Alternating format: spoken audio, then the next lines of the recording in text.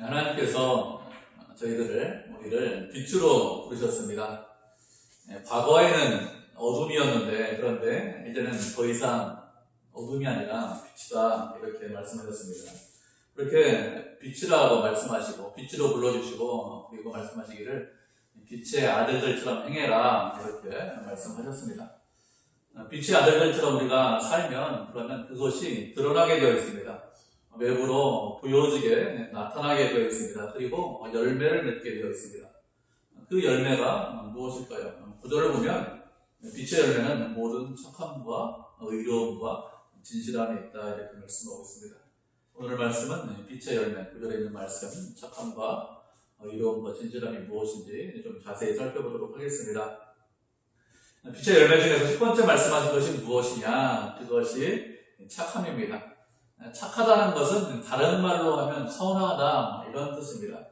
우리는 착하게 살아야 돼요. 왜 착하게 살아야 될까요? 그런가 하면 착한 것, 선한 것, 그것이 하나님의 성품이기 때문에 그렇습니다. 하나님께서 선하시다라는 것은 우리가 말씀을 보면 쉽게 알 수 있습니다. 시편 23편 우리가 잘 아는 말씀이죠. 6절에 보면 내 평생의 선하심과 인자하심이 반드시 나를 따른다, 이렇게 말씀하고 있습니다. 또 다른 시편을 보면 여호와께 감사하라, 그의 선하심과 인자하심이 영원한 기도다, 이렇게 말씀하고 있고요. 또 하나님의 선하심과 인자하심을 맛보아 알지어다, 이런 시편 말씀도 있습니다. 착한 것, 선한 것, 이것이 하나님의 성품이죠. 하나님은 선하신 분입니다. 그래서 햇빛과 비를 주시는데 누구한테 주십니까? 선인과 악인에게, 의로운 자와 불의한 자에게 모두에게 햇빛과 비를 주십니다. 하나님은 우리의 모든 것을 다 알고 계시죠. 그래서 누가 착한지, 누가 하나님 보시기에 합당한지, 누가 악당인지 이런 것들을 다 알고 있습니다. 그래서 참 착한 사람만, 의로운 사람만, 거룩한 사람만 내가 햇빛과 비를 주겠다, 얼마든지 이렇게 하실 수 있습니다. 그런데 그렇게 하지 않으시고 세상에 있는 모든 사람들에게 햇빛과 비를 주십니다. 그 사람이 하나님 보시기에 합당하지 않을지라도, 그 사람이 하나님 보시기에 악당이더라도 그래도 햇빛과 비를 주시오. 그렇게 하나님께서 은혜를 베풀어 주시고 또 그를 용납해 주십니다. 하나님께서 왜 그렇게 하시죠? 선하신 분이기 때문에 그렇습니다. 이렇게 하나님께서 선하시기 때문에 우리는 그 하나님을 믿고 의지합니다. 만약에 하나님께서 우리처럼 나한테 잘하는 사람한테는 잘하고 나한테 못하는 사람한테는 못하신다면, 그러면 우리가 그 하나님을 믿고 의지할 수 있겠습니까? 그렇지 않죠. 하나님은 누구나 변함없이 사랑하시고 누구나 변함없이 은혜를 베풀어 주시기 때문에 우리가 하나님을 믿고 의지하죠. 우리가 악할지라도, 우리가 죄를 지었을지라도 우리를 버리지 않습니다. 외면하지 않습니다. 그래도 자녀라고 선하게 끝까지 대하십니다. 그래서 우리가 주님을 믿고 의지합니다. 이렇게 선하신 것, 착하신 것이 하나님의 성품이죠. 예수님께서 무엇이라고 하셨습니까? 우리를 사랑하는 사람만 사랑하면 그 누구나 다 알 수 있다. 이방인도 하고 세리도 그렇게 한다. 누구를 사랑하라고 했습니까? 우리를 미워하고 싫어하고 박해하는 사람들을 위해서 사랑하고 그들을 위해서 기도해라. 그렇게 선하게 사는 것, 그렇게 착하게 살아라, 이렇게 말씀하셨습니다. 그래서 착한 사람은 어떤 사람이 착한 사람이에요? 모든 사람에게 선하게 되는 사람, 그 사람이 착한 사람입니다. 혹시 그 사람이 나를 미워할 수 있어요? 혹시 그 사람이 나를 싫어할 수 있습니다. 그래도 내가 착하게 대하겠다, 선하게 대하겠다, 그런 사람이 선한 사람입니다. 그것이 빛의 열매입니다. 우리가 말씀을 한 구절 살펴보도록 하겠습니다. 사무엘하 16장 5절부터 14절까지 말씀 살펴보도록 하죠. 사무엘하 16장 5절부터 14절입니다.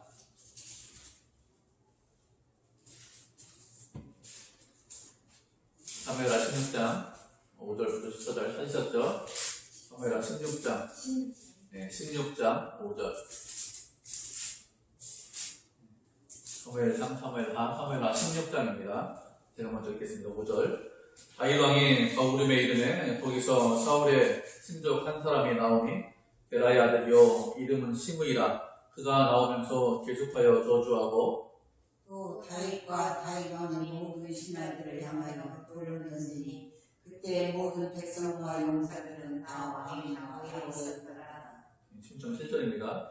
시므이가 저주하는 가운데 이와 같이 말하니라. 피를 흘린 자여 사악한 자여 가거라 가거라.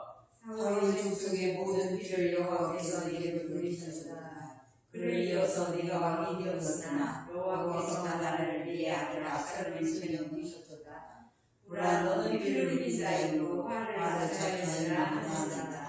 수야의 아들 아비새가 왕되었죠. 이 죽은 개가 어찌 내 주 왕을 저주하리이까. 청하건대 내가 건너가서 그의 머리를 베게 하소서 하니 왕이 내 수야의 아들아 내가 너희와 무슨 상관이 있느냐.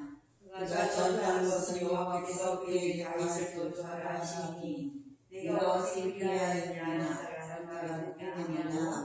또 다윗의 아비새와 모든 신하들에게 이르되 내 몸에서 난 아들도 내 생명을 해하려 하거든 하물며 이 베냐민 사람이랴. 여호와께서 그에게 명령하신 것이니 그가 저주하게 버려두라.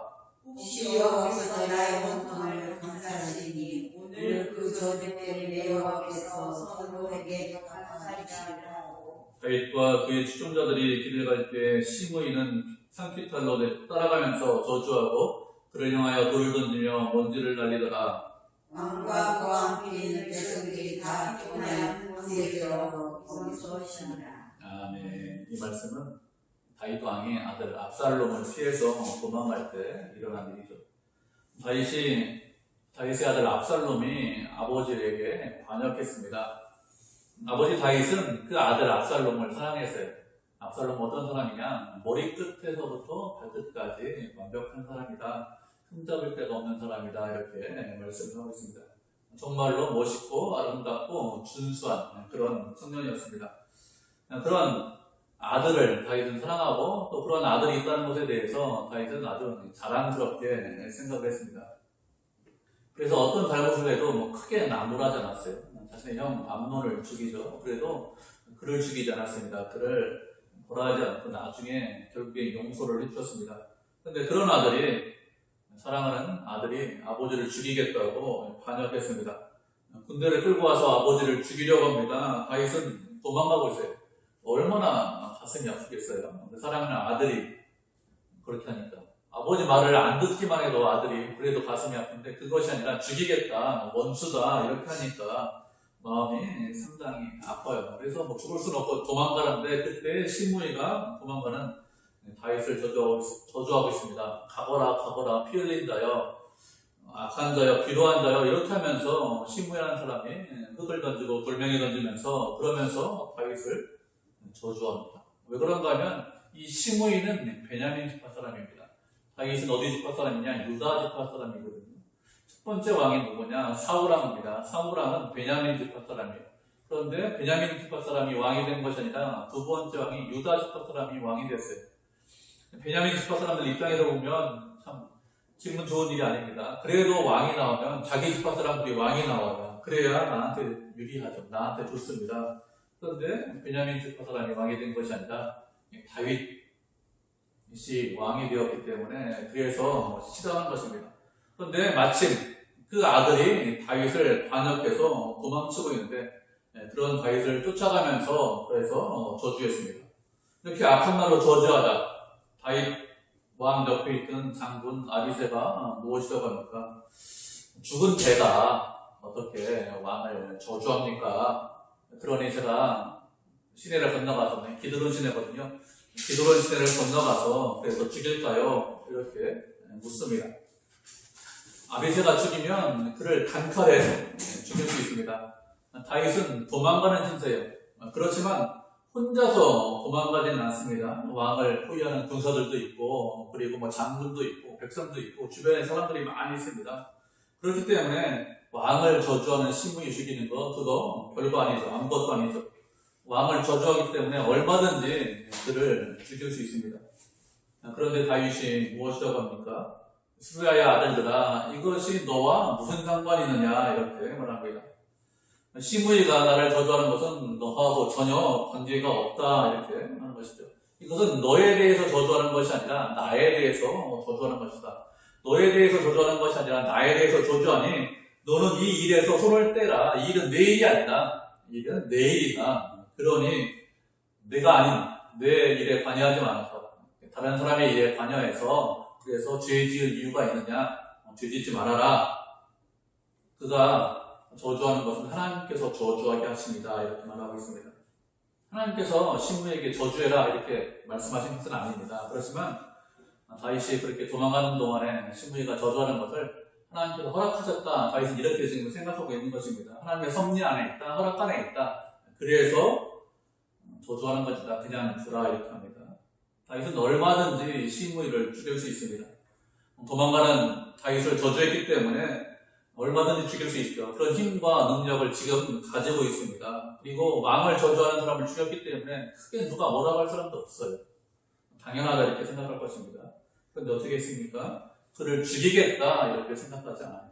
그를 미워하지 않습니다. 그가 나를 가슴 아프게 했습니다. 그렇게 내가 가슴 아프니까 아픈 데를 찔렀으니까 내가 복수하겠다 이렇게 생각했는데 이렇게 생각하지 않았습니다. 나중에 다윗이 예루살렘에 돌아와요. 어떻게 하죠? 그래도 복수하지 않습니다. 그래도 죽이지 않습니다. 이렇게 다윗처럼 나를 미워하고 나를 싫어하는 사람에게 은혜를 베푸는 것이 착한 것입니다. 악을 악으로 갚지 않는 것, 그것이 선한 것입니다. 보통은 그렇지 않아요. 보통은 어떻게 하죠? 나를 미워합니다. 나를 싫어합니다. 그러면 나도 그 사람을 싫어해요. 우리가 보통 그렇지 않습니까? 나를 싫어하니까 나도 너 싫어한다 이렇게 합니다. 그런데 어떻게 해요? 착한 사람, 선한 사람, 비친 사람 어떻게 합니까? 그 사람을 싫어하지 않습니다. 미워하지 않습니다. 그 사람이 실패하고 그 사람이 넘어지는 것, 그 사람이 안 되는 것, 그것 때문에 박수치거나 잘했다 이렇게 생각하지 않습니다. 그것은 그렇게 생각하면 선한 것이 아니죠. 착한 것이 아닙니다. 하나님께서 말씀하신 선한 것, 착한 것이 무엇이냐? 그 사람이 어떤 어려운 가운데 있든지 어떤 고통 가운데 있든지 그 고통을 덜어주려고 해야 됩니다. 그 사람이 어떤 형편에 처해 있든지 그 사람을 도와주고 그 사람에게 이익이 되게 하고 그것이 착한 것이고 그것이 선한 것입니다. 나를 먼저 생각하는 것이 아니라 누구를 먼저 생각하는 거예요? 다른 사람을, 상대방을 먼저 생각하는 것입니다. 그 사람에게 관심 갖고 그 사람에게 좋은 것을 주려고 하는 것, 그것이 착한 것입니다. 우리는 이런 사람이 되려고 해야 됩니다. 착한 사람이 되려고 해야 됩니다. 내가 보기에 착한 것, 그것이 아니죠. 내가 보기에 나는 다 착하잖아요. 그것이 아니라 누가 보기에 착해야 됩니까? 하나님 보시기에 착한 사람, 선한 사람이 되어야 됩니다. 왜냐하면 하나님께서 그런 사람으로 우리를 사랑하시고 우리를 위하시고 언제나 선하게 우리에게 대하시기 때문에 그렇습니다. 그렇기 때문에 우리도 세상을 살아갈 때 모든 사람들에게 착하고 선하게 대해야 됩니다. 그렇게 착하게 사는 것, 선하게 사는 것, 그것이 빛으로 살아가는 것이죠. 빛의 열매로 두 번째로 말씀하신 것이 무엇이냐? 그것은 의로움입니다. 의로운 것이 무엇이냐? 의로운 것은 하나님께서 우리에게 말씀하셨는데 그 말씀대로 하신 것이, 말씀대로 하는 것이 의로운 것이죠. 하나님께서 우리에게 율법을 주셨습니다. 무엇을 해라, 무엇을 하지 말라 이렇게 말씀하셨습니다. 이렇게 말씀들 하셨는데 그 말씀을 잘 지키는 것, 그것이 의로운 것입니다. 우리가 의롭다 이런 것을 생각할 때 언제나 우리가 세상 가운데 있다 이것을 꼭 같이 생각하셔야 됩니다. 혼자 있을 때 물론 의롭게 살아야 돼요. 그렇지만 함께 있을 때, 사람들과 같이 있을 때 그때 의로운 것이다. 그때 공평하고 바르고 공정하다. 이것을 늘 생각을 하셔야 됩니다. 우리는 혼자 살면서 당연히 의로워야 되죠. 혼자 살면서 하는 것이 합당해야 됩니다. 그것뿐만 아니라 사람들과 함께 지내면서도 늘 바르게 살아야 됩니다. 의롭게 살아야 됩니다. 의로운 것이 어떤 것인지 우리가 말씀 한 구절 살펴보도록 하겠습니다. 출애굽기 23장 1절부터 3절까지 말씀 우리 살펴보도록 하죠. 출애굽기 23장 1절부터 3절까지 말씀입니다. 찾으셨죠? 우리 한 목소리로 세 절이니까 합독하도록 하겠습니다. 출애굽기 23장 1절부터 3절입니다. 시작. 너는 거짓된 풍소를 터뜨리지 말며 악인과 연합하여 위증하는 증인이 되지 말며 가수를 따라 악을 행하지 말며 송사의 가수를 따라 부당한 증언을 하지 말며 그러한 자의 송사라고 해서 흥격되이 두둔하지 말지니라. 아멘. 의로운 것이 무엇인지 잘 보여주고 있는 말씀입니다. 1절로 보면 거짓 풍소를 터뜨리지 말아라 이렇게 말씀하고 있습니다. 거짓 소문 내지 말라 이런 뜻이잖아요. 지금 말로 하면 무슨 뜻입니까? 가짜 뉴스 만들지 말아라, 뭐 이런 뜻입니다. 요즘은 뭐 1인 방송 시대입니다. 그래서 유튜브를 통해서 모든 사람이 방송할 수 있습니다. 그런데 방송할 때 어떻게 방송하죠? 교묘하게 가짜 뉴스를 만들어서 방송합니다. 그렇게 가짜 뉴스를 만들어서 방송하는 이유가 무엇일까요? 자신들의 이익 때문에 이렇게 합니다. 물론 모든 것을 다 거짓으로 만들지 않아요. 그러면 금방 탄로나니까 그렇게 못 만들잖아요. 어떻게 합니까? 어떤 사실을 조작하고 왜곡합니다. 그래서 가짜 뉴스를 만드는 것이죠. 또 무엇이라고 말씀하셨습니까? 악인과 연합해서 위증하지 말라 이렇게 말씀하셨습니다. 법정에서 위증하지 않아야 되는데, 거짓말하지 않아야 되는데 악인과 연합해서 위증합니다. 왜 이렇게 하죠? 이것도 이익 때문에 이렇게 하는 것입니다.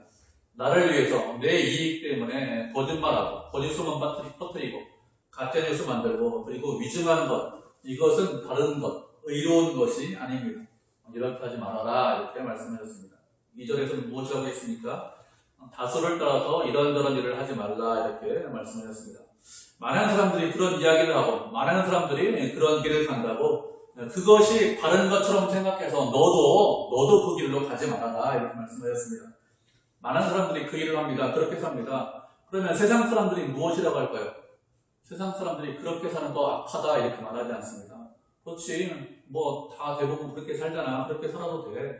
아무런 문제 없는가? 그렇게 세상 사람들이 살기 때문에 너도 그렇게 살아도 되는 것처럼 생각하지 말라는 것이죠. 하나님께서 말씀하시는 것은 많은 사람들이 그렇게 사니까, 힘 있는 사람이 그렇게 사니까 그것이 언제나 옳은 것이냐? 그렇지 않다는 것입니다. 무엇이라겠습니까? 다수를 따라서, 많은 사람을 따라서 악을 행하지 말라는 거예요. 다수가 그렇게 산다고, 힘있고 능력 있는 사람들이 그렇게 산다고 너도 말씀에 어긋나서 살지 말라는 것입니다. 그것은 하나님 보시기에 합당하지 않은 것이죠. 의로운 것이 아니라는 것입니다. 그리고 다수를 따라서 부당한 점을 하지 말라고 했습니다. 대다수 사람들이, 모든 사람들이 그렇게 이야기하니까 그래, 나도 뭐 그렇게 생각해. 그렇게 따라가는 경우가 많이 있습니다. 우리는 뭐 잘한 것을 잘했다, 잘못한 것을 잘못했다, 분명히 이렇게 이야기하는데 그렇게 하지 못할 때가 많이 있습니다.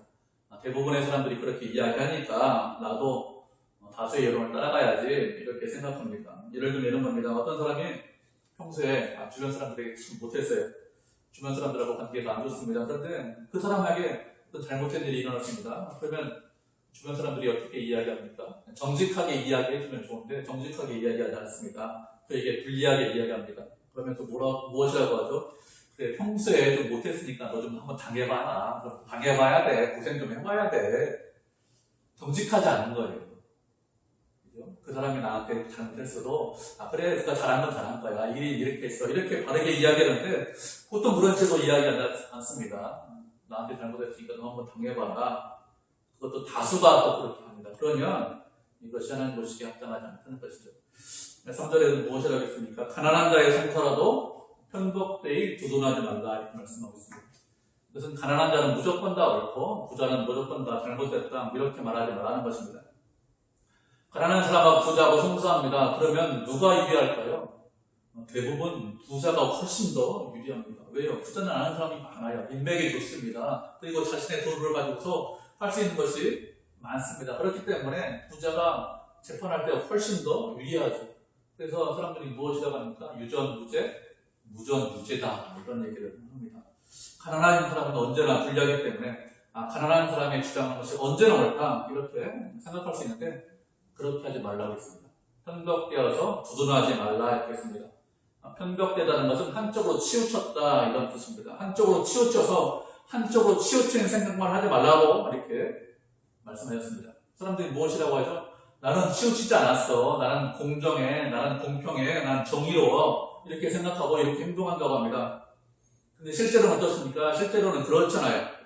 인간은 누구나 다 기울어져 있습니다. 기울어져 있는데 기울어졌다는 것을 알지 못합니다. 깨닫지 못합니다. 그러면서 나는 공평해. 나는 정의로워. 이렇게 생각합니다. 그래서 공평과 정의와 정직을 이야기하지만 실제로는 그렇잖아요. 특정한 누구만 그런 게 아니라 모든 사람이 다 그렇습니다. 모든 사람이 다 기울어져 있습니다. 모든 사람이, 우리들 다 포함해서 다 치우쳐져 있는 것이죠. 이렇게 치우쳐져 있는데 어떻게 공평하게 재판하고 어떻게 공정하게 이야기할 수 있습니까?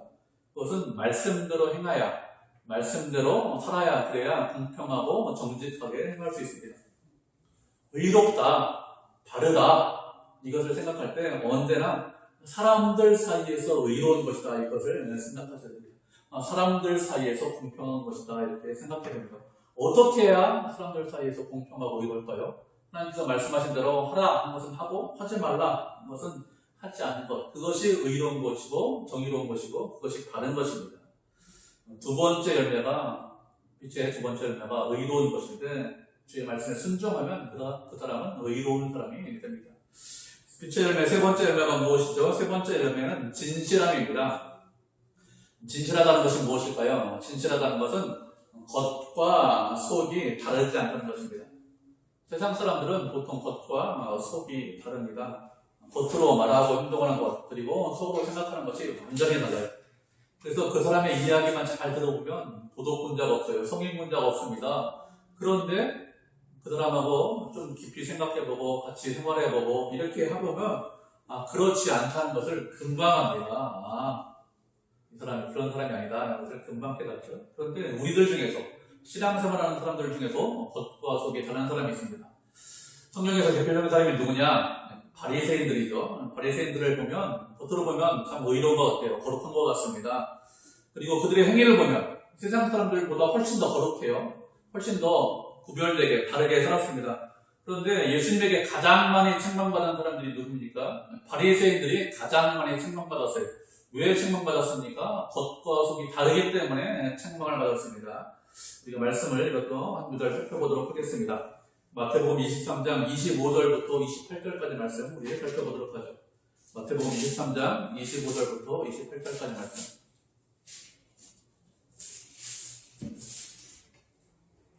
내전인 우리 한 절씩 교독하도록 하겠습니다. 마태복음 23장 25절입니다. 제가 먼저 읽도록 하겠습니다. 화 있을진저 외식하는 서기관들과 바리새인들이여, 자네 대접의 겉은 깨끗이 하되 그 안에는 탐욕과 방탕이 가득하게 하는도다.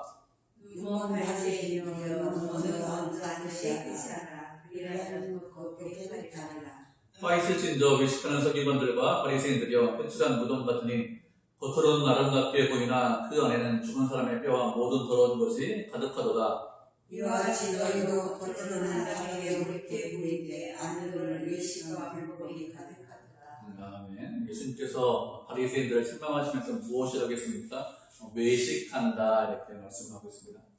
잔과 대접의 겉은 아주 깨끗합니다. 반짝반짝 눈기가 납니다. 그렇지만 그 안에는 무엇이 가득합니까? 탐욕, 욕심이 가득하고 그리고 방탕이 가득하다고 했습니다. 어떻게 해야 잔과 대접을 깨끗하게 할 수 있습니까? 겉을 깨끗하게 하는 것이 아니라 어디를 깨끗하게 하라고요? 속을, 안을 깨끗하게 하면 그러면 깨끗하게 할 수 있다 이렇게 말씀하셨습니다. 또 바리새인들에게 말씀하시기를 회칠한 무덤이다 이렇게 했습니다. 무덤인데 회를 칠했어요. 아름답게 보입니다. 깨끗해 보입니다. 근데 실제 안은 어떻습니까? 무덤이기 때문에 그 안에 실제 썩은 것, 온갖 더럽고 죽어있는 그런 썩은 냄새가 풍긴다는 것이죠. 겉으로는 인정받습니다. 괜찮은 사람이야, 쓸만한 사람이야, 훌륭한 사람이야, 좋은 사람이야 이런 소리 듣습니다. 그런데 실제로는 어떻습니까? 외식하는 거예요. 외식한다는 것은 이 가면을 쓰고 내가 가면을 쓰고 배우처럼 행동을 한다는 것입니다. 그 안에 불법이 가득합니다. 하나님께서 원하시는 대로 하지 않습니다. 그리고 드러나지 않는 악한 일들을 많이 합니다. 이렇게 겉과 속이 다른 사람들이 바리새인들이죠. 그런데 우리는 어떤 사람들이죠? 성도는 그런 사람이 아닙니다. 겉과 속이 다른 사람이 아니라 겉과 속이 동일합니다. 우리는 빛이기 때문에 우리는 투명합니다. 빛이기 때문에 모든 것이 다 드러납니다. 그런데 바리새인들처럼 겉과 속이 다른 사람들, 진실하지 못한 사람들, 그런 사람들을 어떻게 될까요? 그런 사람들은 무엇을 감춰요. 무엇을 속입니다. 자신의 것이, 내 안의 것이 드러나면 안 되지 이렇게 생각하면서 감춥니다. 감추고 있으면서 누구도 보면 안 돼요. 누구도 알면 안 돼. 이렇게 하면서 아무에게도 보여주지 않고 아무에게도 알리지 않습니다. 그런데 진실한 사람은 그런 사람이 아닙니다. 진실한 사람은 그런 사람이 아니라 투명한 사람이기 때문에 모든 것을 보여주고 모든 것을 알려주는 것이죠. 그런데 그렇지 않고 투명하지 않은 사람, 진실하지 못한 사람은 내가 다 감추고 있죠. 그리고 다른 사람에 대해서 어떻게 생각합니까? 저 사람도 분명히 무엇인가 감추고 있어 이렇게 생각합니다. 빛은 그렇잖아요. 하나님께서 우리에게 빛의 열매다, 빛의 자녀다 이렇게 말씀하셨기 때문에 모든 것을 드러냅니다. 모든 것을 다 보여줍니다. 그래도 아무런 문제가 없습니다. 왜 아무런 문제가 없을까요? 겉과 속이 다르지 않기 때문에 그렇습니다. 진실한 것이 무엇이냐? 진실한 것은 겉과 속이 다르지 않습니다. 말과 생각과 행동이 다르지 않은 것, 일치하는 것, 그것이 진실한 것입니다. 빛의 열매가 무엇이냐? 착함과 의로움과 진실함이라 이렇게 말씀하셨습니다. 이것이 빛의 열매인데 이 빛의 열매의 공통된 특징이 무엇일까요? 이 공통된 특징이 무엇이냐? 그것은 모두 다 하나님의 성품이라는 것입니다. 하나님 어떤 분이죠? 선하신 분이에요. 하나님 어떤 분입니까? 의로우신 분입니다. 공의로우신 분입니다. 하나님 어떤 분입니까? 진실하신 분입니다. 말하는 것하고 생각하는 것하고 괴리가 없어요. 우리는 괴리가 없다 이렇게 하지만 괴리가 있을 수 있습니다. 그렇지만 하나님은 전혀 그렇지 않습니다. 하나님께서 우리에게 빛이다 그리고 빛의 열매를 맺으라 이렇게 말씀하셨습니다.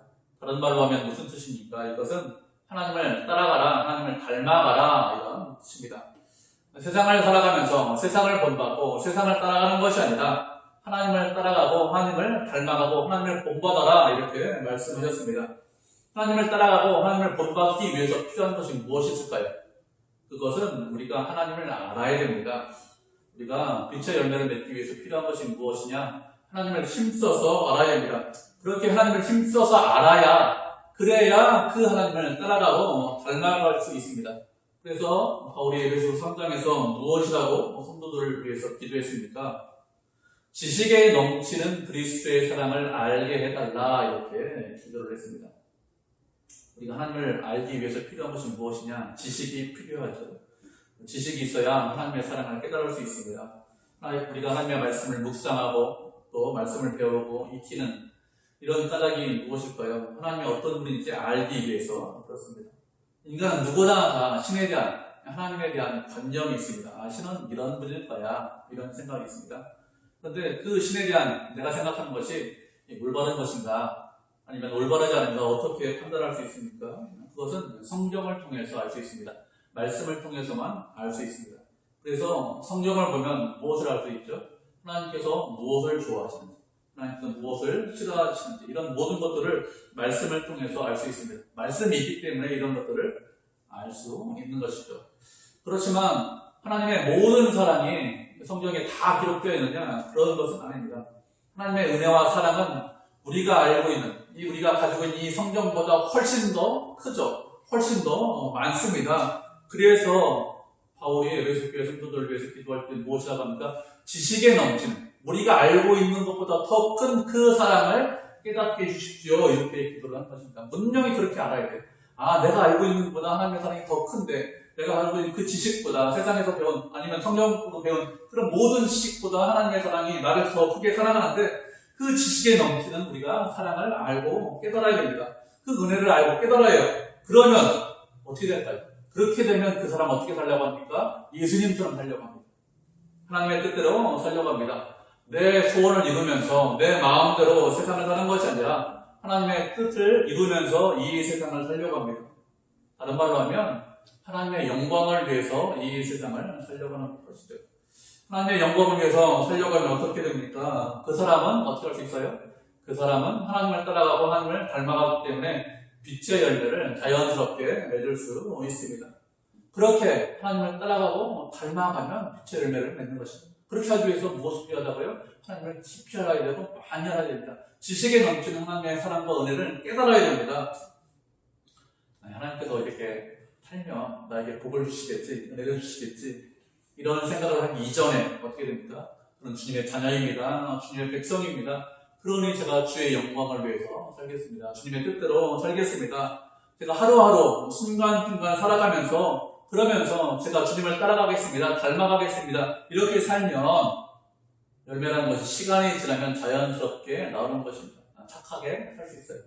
내가 착하게 살아야지. 그래서 착하게 사는 게 아니라 내가 선하게 살아야지, 내가 의롭게 살아야지, 말씀대로 살아야지 이렇게 결심해서 되는 게 아니다. 그렇게 순간순간 주님의 은혜와 사랑 가운데 거하면 그러면 착하고 의롭고 진실하게 살 수 있습니다.